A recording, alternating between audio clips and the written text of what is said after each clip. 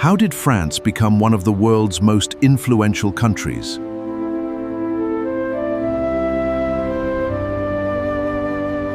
France is located in Western Europe, between the Atlantic Ocean and the Mediterranean Sea. France has diverse geography, including mountains, rivers, plains, and coastlines. France has varied climates ranging from temperate regions to Mediterranean and alpine areas. France has played a major role in European history, culture, and politics for centuries.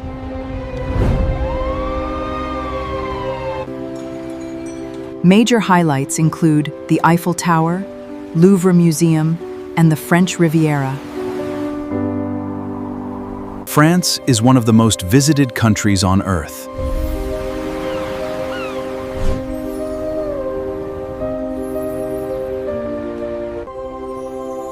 This is France in 60 seconds. Which country should we explore next?